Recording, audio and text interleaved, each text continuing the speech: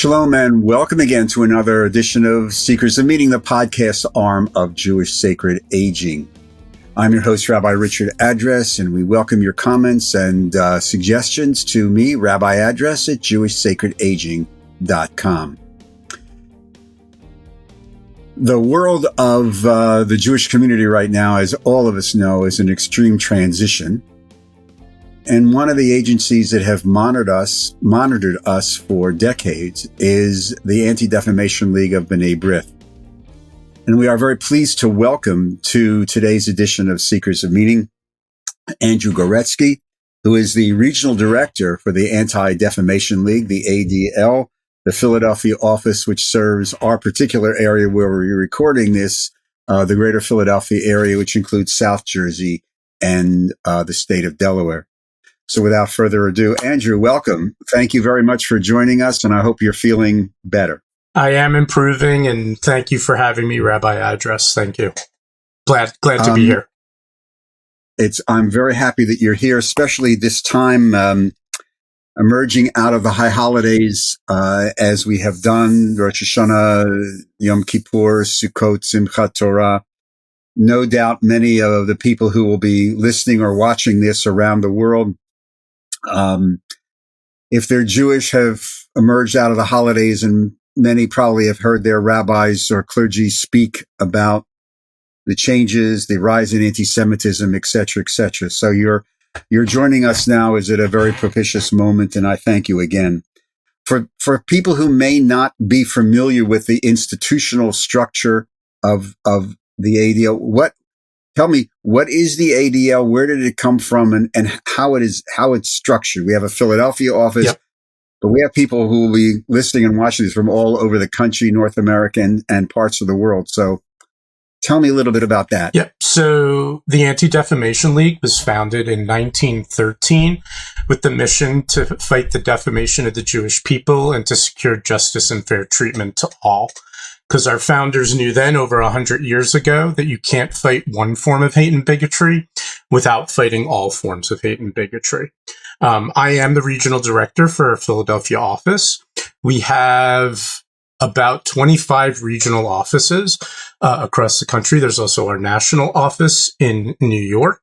And we also have an office in Jerusalem as well. And we are structured in a variety of different ways. At the national level, we have our Center on Extremism, which tracks a lot of extremist activity, both online and in general. We have our Center for Technology and Society, which was founded to fight the rising hate online and growing hate online. And given my own research background in higher ed, which is on student engagement and mobile technology, I have a very strong interest in that particular realm. We also have our Center for Antisemitism Research, in large part because we believe firmly that in order to fight anti-Semitism and hate, we have to have strong data to do it. At the regional office level, we are helping on the ground level. In my office, we have an operational division, which does incident response and will support in incidents that are occurring, as well as working with local legislation and legislatures on hate crime legislation and advocating for policy changes. We also work closely in that unit with law enforcement because we believe in order to be able to fight hate and anti-Semitism, we have to have a strong relationship with law enforcement. In addition, we have an education unit, which does a lot of our education work, our No Place for Hate, which we have over 200 schools within our own region that work with that, as well as doing Holocaust education and other types of educational methods. And then in my unit, we also have a development unit.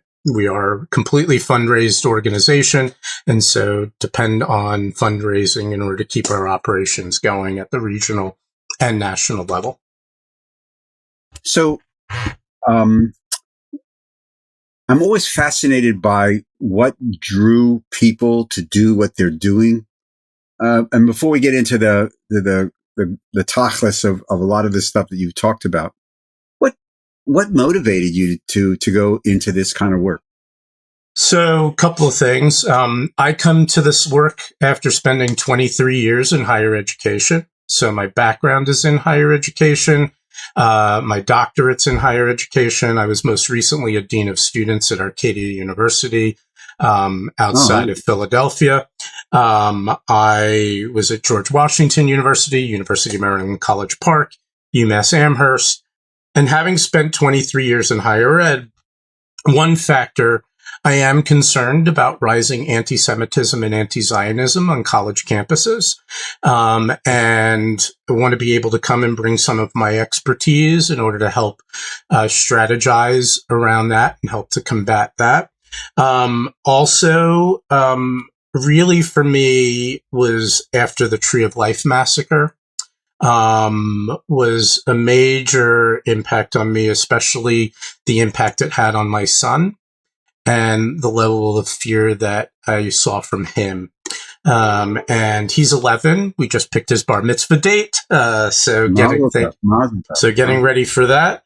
And so for me, I consider myself blessed to be able to do this work in order to fight rising anti-Semitism and hate as we continue to see it grow. But it's for very personal reasons that I've come to this work.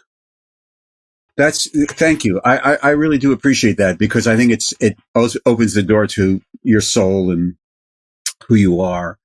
Let me pursue this a little bit, because for those of us who have served congregations and who have perhaps taught confirmation classes or post-confirmation classes and talked to kids who are seniors in high school, and they have perhaps become bar, bat mitzvah, or confirmed, and yet when we know that they're going to that college campus, that Wisconsin or Michigan or Penn or GW or wherever, woefully unprepared to deal with the realities. And when they're walking down the quad and seeing the booth for Palestinian rights, or having that roommate who perhaps has never even seen a Jewish kid or person.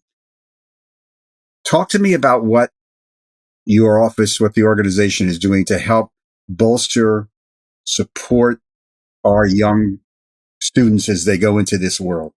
Well, I think that there's a couple of approaches to this that we are working on currently, and we are continuing to build out our strategy. First is we work very closely with Hillels. We know that Hillels are on the college campus and on the ground working on that space. And so we do work and have a very strong partnership with Hillel, and actually have a very a formal relationship in reporting incidents when they occur, so that they can come to us as well. There's a two-pronged approach to this. One is educating administrators. We actually just did a session, which was a briefing for campus leadership yesterday, where we had about 60 individuals come and attend to talk about the work of ADL and Hillel, and how anti-Semitism and anti-Zionism presents itself on college campuses, and how to support students. So one is we're trying to make sure we're educating administrators.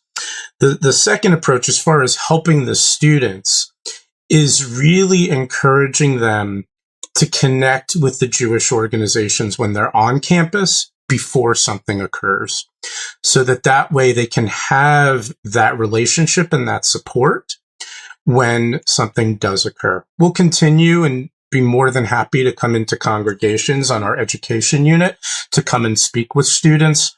I know I've done something for my own congregation before I even joined ADL about this. But we're more than happy to work at the regional level with local congregations and local students before they're getting ready to go to college. We also have information on our website that will help students strategize when they run into issues, and be thinking about things before they have issues. And so our website has a plethora of information that I encourage individuals to look at. Andrew, give us the website real fast. It's www.adl.org. So if you go there and you just do a search for college, you'll find anything related to college and the resources, but it's www.adl.org. Super. Thank you. Because I know this is an ongoing issue that seems to be getting a little worse, actually, in the last couple of years. And I know, and I'm glad you mentioned the relationship with Hillel, which is extremely important. Do you do outreach? That's a silly question. Of course you do. To local boards of rabbis around the country to make sure that, because people need to understand ADL is a non-denominational. It's not linked to any particular denominational fabric within the American Jewish community. This is the Jewish community. Correct. So reaching out to various boards of rabbis, I mean, you encourage that? We do, and we will encourage that. One of the first things I tried to do when I came into my role, I've been in 7.5 months, is to connect to a different board of rabbis in order to be able to talk about the services that we provide and the different ways that we can support. And more than happy to continue to make those connections. The student issue, as you pointed out, is extremely important. I do want to ask you, because this seems to be all over the place and just bewildering and frightening at the same time. And that's this rise of anti-Semitism within social media. There's websites that I forget the exact terminology that they're not even on Facebook or WhatsApp or whatever. I'd ask my granddaughter; she knows all this stuff. but the so-called dark web. Which, talk to me about that. How real is it? Because it seems to be very, very real. And what ADL is? How is ADL working to at least educate people about it or combat it? Well, first, I would share with you, I recently had an op-ed published in the Philadelphia Inquirer, specifically talking about Gab and 8chan, and the rise of white supremacy in the state of Pennsylvania specifically. But there, obviously, we see hate completely online and in online spaces.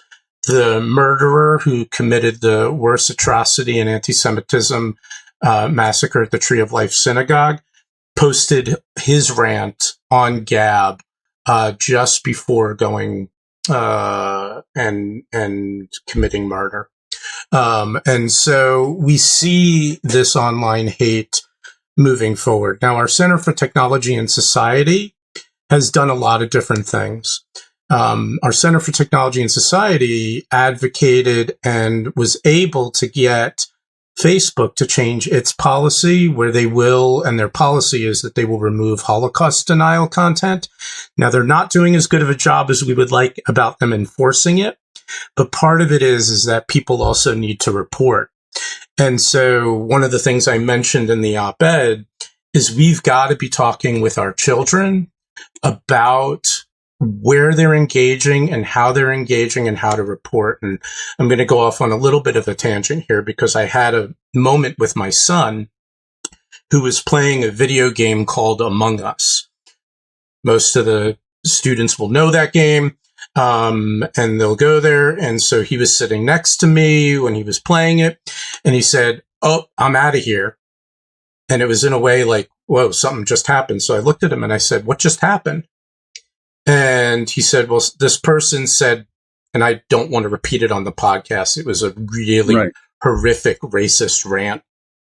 Couple of things with that. One, I'm really upset that he had to experience that. Two, I'm happy he knew to get out of there. Three, when I asked him, did you report it? He said, no, I just left the room. I don't know how. And I said, okay. So we then had a conversation and we looked and we went on the game and I showed him, here's how you can report when things happen. So much of this occurs, whether it's on different social media platforms, where our students and our children are seeing it on such a regular basis. Many will leave, but many will not report it. And then it's not seen by the social media platform. So it's just very important that obviously we're seeing this rise in hate. We've got to be talking about it. Our Center for Technology and Society does a lot of work in advocating for significant policy changes as it relates to social media, where we've had some successes and we're continuing to have those successes. And we'll continue to look at different laws around what's happening on social media and hate, but then talking with our children about where they're going. My son is not allowed to go anywhere near Gab. He knows that I look at that and track that stuff. Gab is a cesspool of racism and anti-Semitism. And we've had that conversation. But how many parents have had that conversation with their student? Sorry, as an old dean of students, I call them students and not children. No. But Andrew, you raise a really, because there's a lot of people who, in our constituency, Jewish sacred aging, okay, they're grandparents. And we are very concerned about what our grandchildren are, and at least for my grandchildren, they're very familiar with, this little thing here. They're very familiar with it. On the website, on the ADL website, are there instructions on how to report? Because you raised something with your own son. How do I report this? I may not even know how to report it, or that I'm able to report it. And if that information is on the ADL website, how can it get into the hands of every single synagogue and every single religious school? Because I will bet you,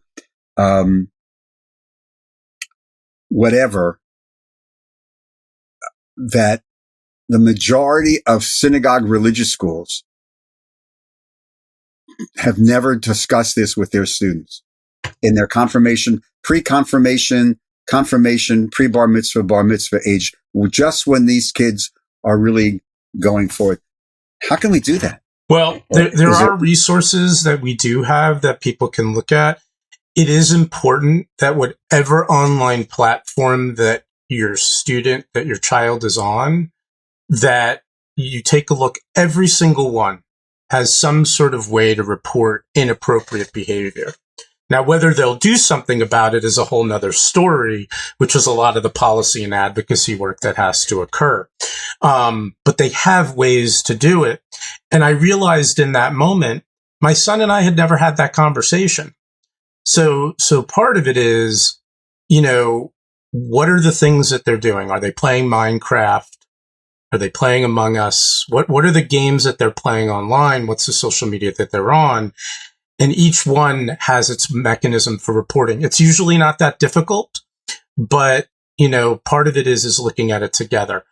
I would have to go back and look at our information to see. I don't know off the top of my head if we have specific information about reporting, but I'll take a look.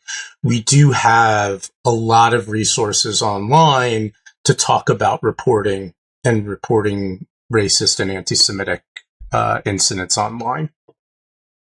Yeah, I would really be interested, and if you do that and produce it, I would really be interested in publicizing that on our website, because there are a lot of grandparents who would want to know that, and a significant number of people who are grandparents are actually primary caregivers for their grandchildren, and who may be technologically, not up to speed to where a 12-year-old right now is up to speed on their phone, which is light years ahead of some of us.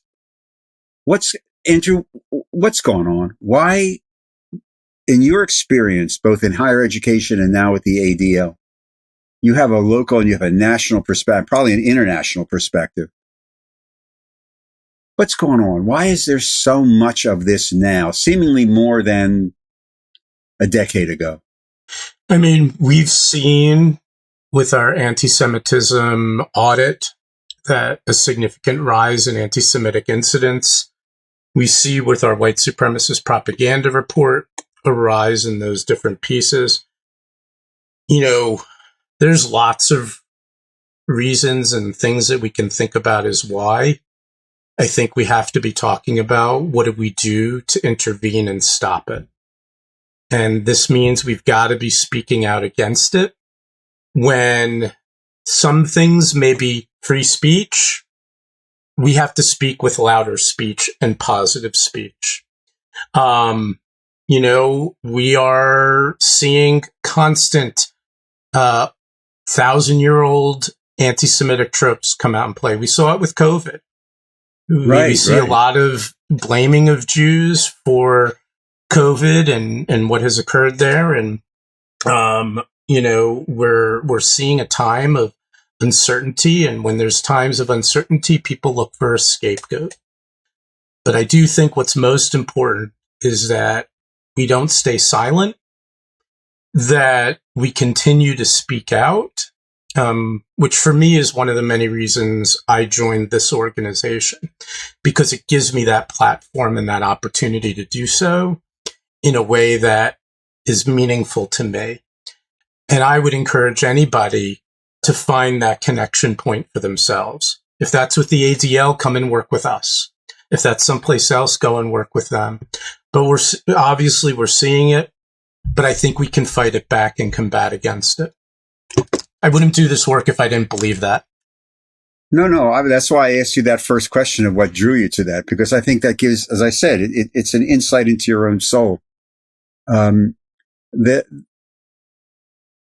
much of the linkage of this white supremacist and this other term that's now being used a lot of Christian nationalism, how much do you see, this linkage, whether it's real or fabricated? But it does present another issue, because we're seeing this in some legislation too, and proposed legislation around certain issues such as abortion, etc. Well, if you don't fit into this little box, you're part of the other. And look, the Jews have had thousands of years practice of being the other. We know how to do that, whether we like it or not. How much is ADL right now involved in this? Because it's a fine line, I would imagine, in certain communities, doing interfaith work, and you have this so-called Christian nationalism, white supremacist. How much of this is all like flowing together? So there's a lot there to unpack. I do feel the need to preface my next statement with ADL is a 501c3 nonpartisan organization. So we make sure to be nonpartisan in all of our work and work towards that. I think that what we're seeing what was old extremist ideologies becoming more normalized. And that's the problem and the challenge. These conspiracy theories, the whole white replacement conspiracy theory, right. where the belief that Jews are spearheading this idea of replacing white people with individuals of color. This is a conspiracy theory that's existed for a long time. It's coming out of the fringes. It's becoming more normalized. And that's where we have to stop the normalization of it.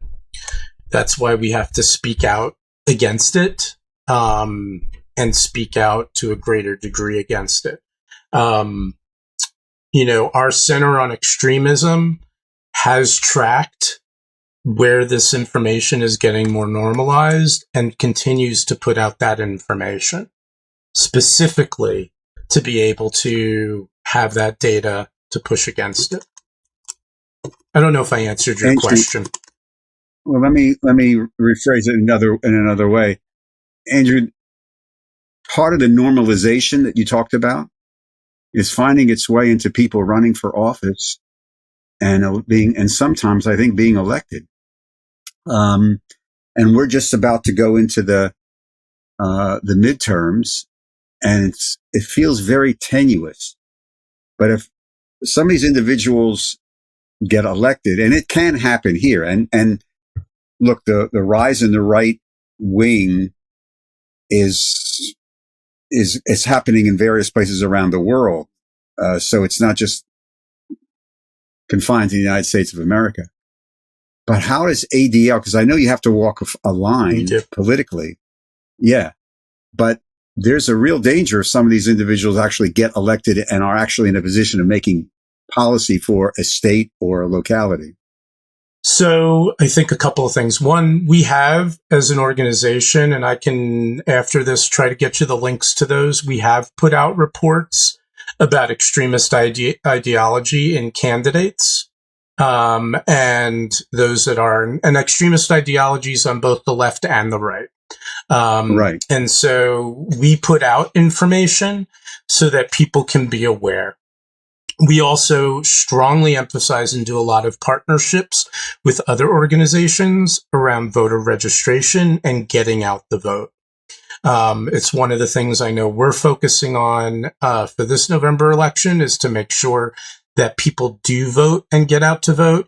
And then we strongly encourage people to know who you're voting for, know where they stand on policies, and know where they stand in all of this. And so it's one of the reasons we put out information about extremist ideologies of candidates.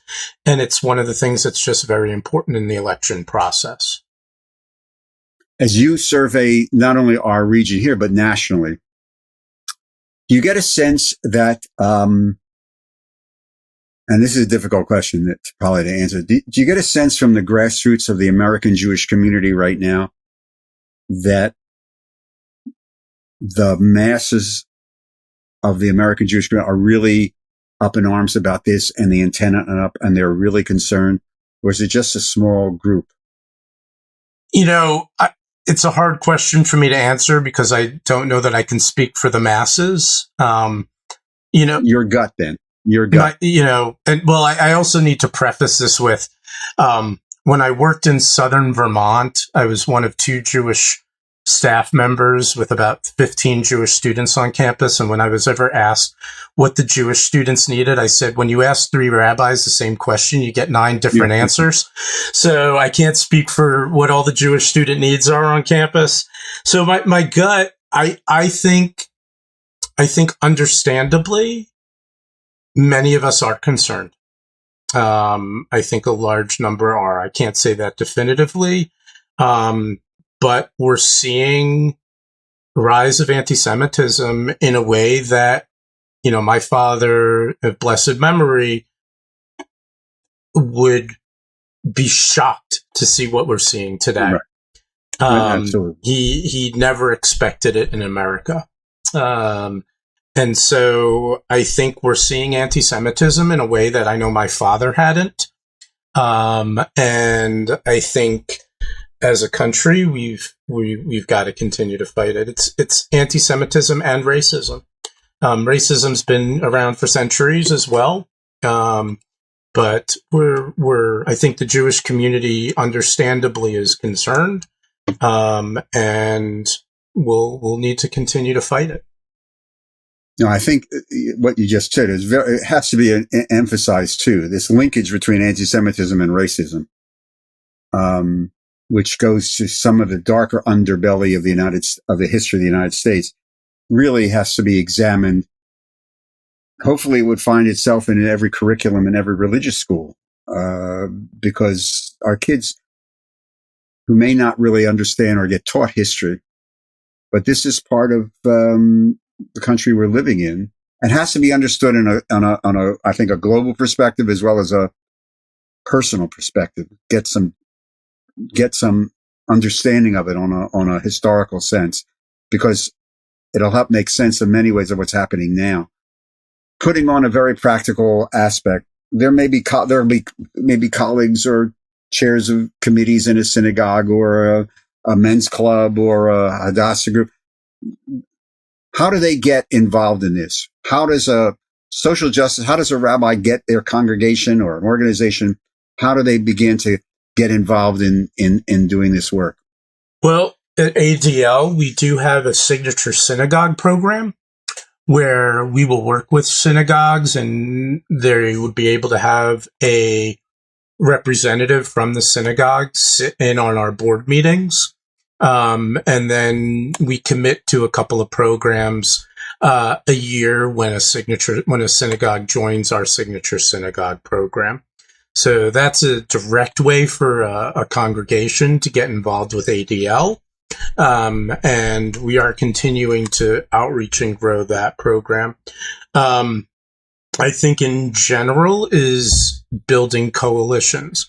So it's working with ADL, it's working with other social justice organizations and civil rights organizations in order to develop what strategy works best for your own congregation.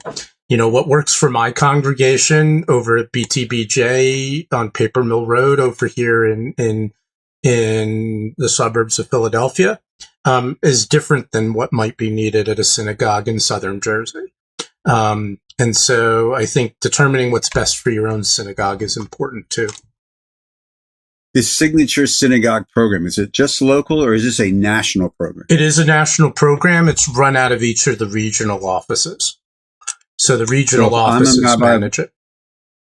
So if I'm a member of a congregation in, let's say, St. Louis or Albuquerque, and I want to investigate this is like really good. I don't have to manage it. I can just, because every congregational rabbi is overworked. That's how they get in touch with their local regional ADL office and set up this partnership? That is correct. They can contact the local regional office, ask for information about the Signature Synagogue program, and the regional office would talk with them about that. Before we run out of time here, just if you were able to speak to all the colleagues around the country or North America with one piece of advice now that the year is beginning, given what you know and giving the lay of the land, what's that one piece of advice? I get only one. I would say just don't stay silent. Silence is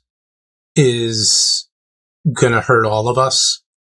And so this is going to sound a little cliche. If you see something, say something, but don't stay silent, speak out and get involved.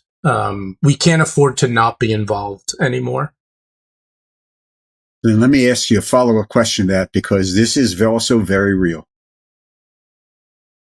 We have colleagues in congregations in the United States of America who want to speak out, but are hesitant to speak out because they may have people in their congregation, I'm being really honest right now, and of various political stripes, who may turn around to them and say, Rabbi, we didn't hire you to talk about politics.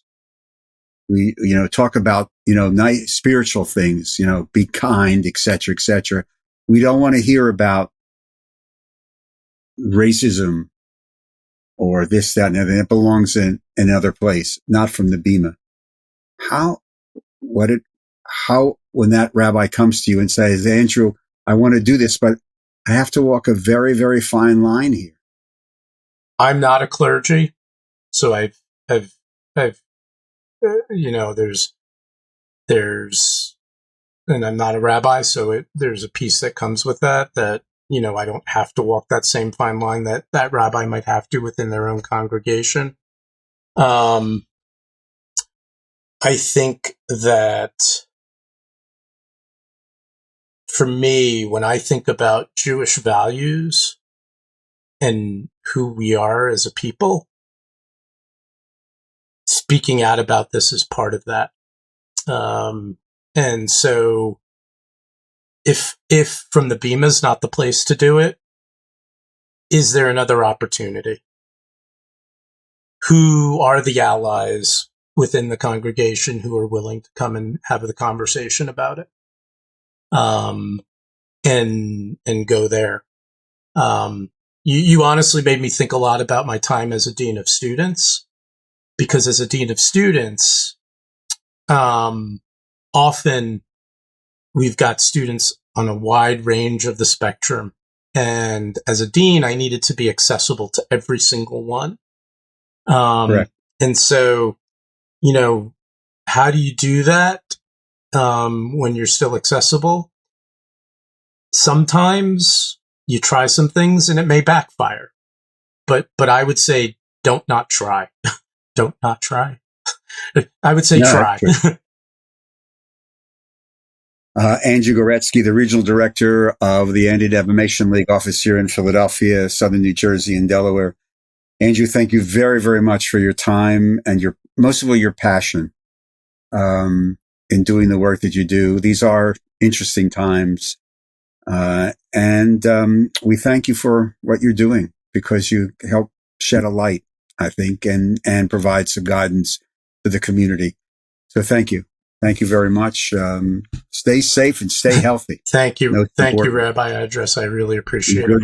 Good luck with the bar mitzvah. I hope you get that checkbook ready, dude. You think it's a long way away. It's not a long way away. Yeah, no, we're getting ready for that already. Absolutely. Yeah, wait. The good times. They're good times. But thanks, Andrew. Thank you very much. Keep in touch. And seriously, if you think there's positions or resources that would be beneficial for Jewish sacred aging to publicize, that grandparent component, let me know, and we'll be happy to do that. Sounds great. We want to partner with you. Thank you. To all of you, thank you again for joining us on today's edition of Seekers of Meaning, the podcast arm of Jewish Sacred Aging. If you'd like to make a tax-free donation to support our work and these podcasts, go to the website, jewishsacredaging.com, and there's a very conveniently located donate button. Just click on that. Just follow the prompts. It's really easy. If you'd like to become a sponsor for some of these podcasts, please also just email me, rabbiaddress@jewishsacredaging.com, and we'll take care of that as well. Seekers of Meaning is produced at the Broadcast Center of Lubetkin Media Companies in beautiful Cherry Hill, New Jersey, and a big shout out to our producer, Steve Lubetkin. I'm your host, Rabbi Richard Address, and I look forward to greeting you on our next Seekers of Meaning TV show and podcast. And in the meantime, stay safe, everybody. Stay healthy. And most of all, be kind. Shalom. Todah.